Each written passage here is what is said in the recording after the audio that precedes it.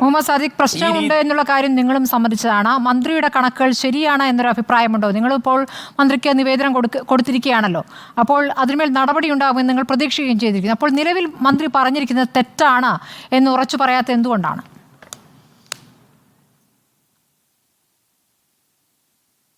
ചോദിച്ച ചോദ്യത്തിന് ഉത്തരത്തിലേക്ക് ഞാൻ വരാം. അതിനു മുമ്പ് നേരത്തെ താങ്കൾ ചെയ്ത രീതി, ഫ്രട്ടേണിറ്റി എന്ന് പറയുന്ന ഒരു വിദ്യാർത്ഥി സംഘടന, അത് കേരളത്തിലെ ക്യാമ്പസുകളിലൊന്നും അത്ര കേട്ട് പരിചയമില്ലാത്തൊരു സംഘടനയാണ്.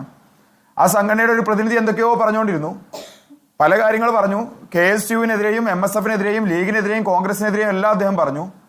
അതെല്ലാം സ്മൃതി നല്ല സൗമ്യമായി കേട്ടിരുന്നു.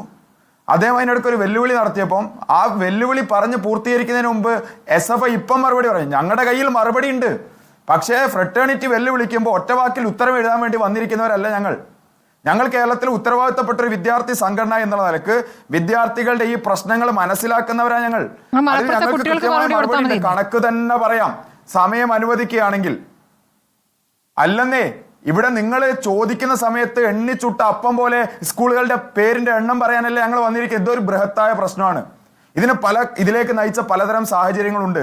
മുൻപ് സർക്കാരുകളുടെ കാലത്ത് ഈ പ്രശ്നം ഉണ്ടായിട്ടുണ്ട്. അങ്ങനെയെല്ലാം ചർച്ച ചെയ്തൊരു പ്രശ്നം മുന്നോട്ട് പോകുന്ന സമയത്ത് നീ ഇപ്പം പറ എത്ര അനുവദിച്ചു, ഞാൻ പറയാലോ. പക്ഷെ അതിനിടയ്ക്ക് നിങ്ങൾ സമയം തരില്ല എന്ന് എനിക്കറിയാം. ഞാനത് പറഞ്ഞാൽ അതിനപ്പുറത്തെ വാദം ഫ്രട്ടേണിറ്റി പറയുന്നു അറിയാം. പക്ഷെ ഞങ്ങൾ കൃത്യമായി കണക്ക് പറയാണ്. 2016 മുതൽ 2023 വരെയുള്ള കാലയളവിൽ 197 ബാച്ചുകൾ മലബാർ മേഖലയിൽ അനുവദിച്ചു. അത് താൽക്കാലിക ബാച്ചാണ് എന്നായിരിക്കും ഇവരുടെ വാദം. താൽക്കാലിക ബാച്ചാണെങ്കിൽ താൽക്കാലിക ബാച്ചിലും കുട്ടികൾ പഠിക്കുന്നുണ്ടല്ലോ.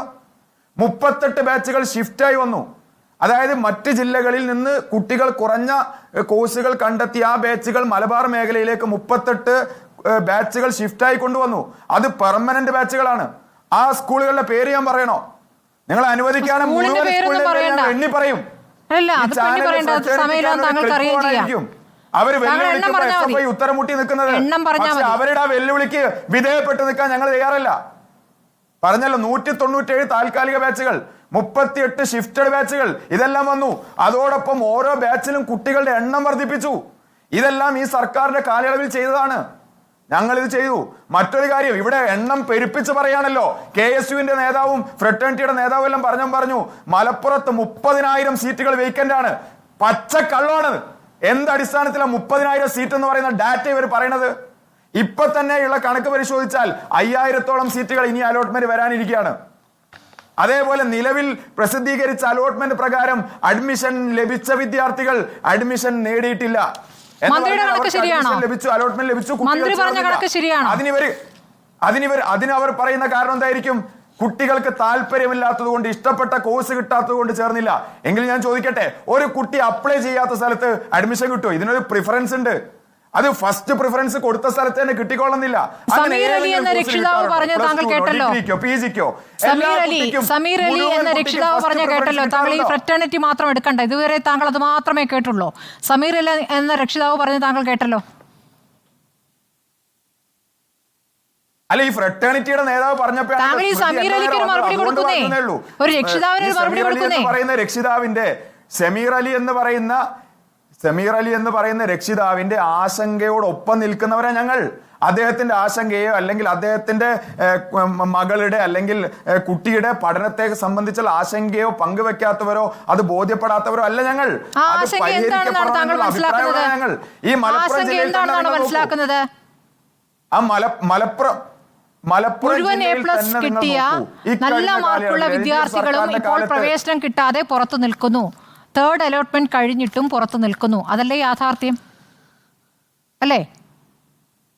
SFIയെ സംബന്ധിച്ചിടത്തോളം ഈ ഘട്ടത്തിൽ വരാനിരിക്കുന്ന അലോട്ട്മെന്റോട് കൂടി ഈ കുട്ടികൾക്കെല്ലാം പൂർണ്ണമായും ഫുൾ A+ നേടിയ കുട്ടികൾക്കെല്ലാം അഡ്മിഷൻ കിട്ടുമെന്നുള്ള ശുഭാപ്തി വിശ്വാസമുണ്ട്.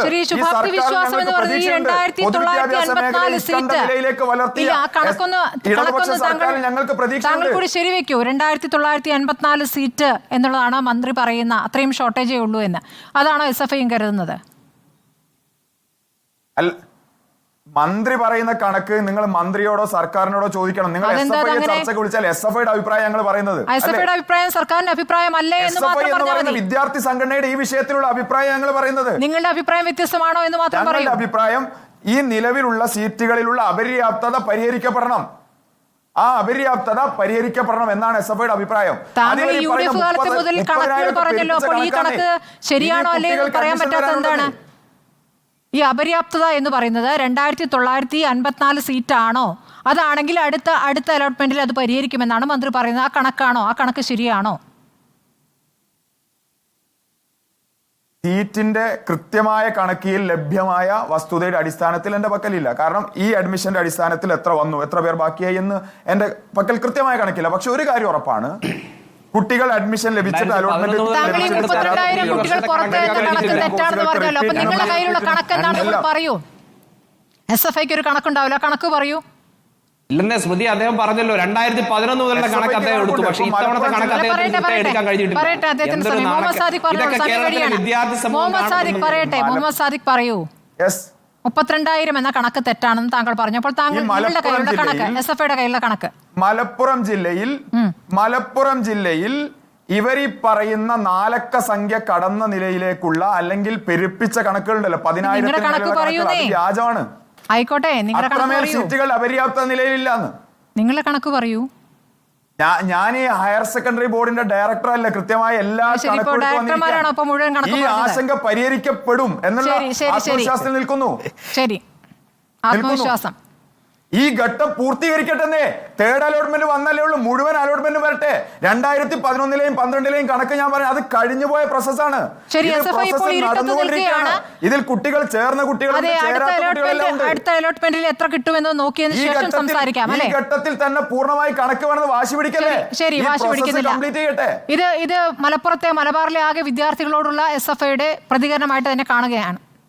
കാത്തിരിക്കൂ സമീർ അലി, നിങ്ങളും കാത്തിരിക്കൂ. മലപ്പുറത്തെയും മലബാറിലെയും വിദ്യാർത്ഥികൾക്ക് പഠിക്കാൻ അവസരം ഒരുക്കണം എന്ന അഭിപ്രായമല്ലേ ഞങ്ങൾ പറഞ്ഞത്? ഒരുക്കണ്ടെന്ന് ഞങ്ങൾ പറഞ്ഞോ? ശരി, ശ്രീ സമീർ അലി, നിങ്ങൾ ITI നോക്കൂ. ശ്രീ സമീർ അലി വേഗത്തിൽ പറഞ്ഞ മലപ്പുറം ജില്ലയിൽ ഒരൊറ്റ ITI ഉണ്ടായിരുന്നത്. ഇപ്പൊ അവസരം.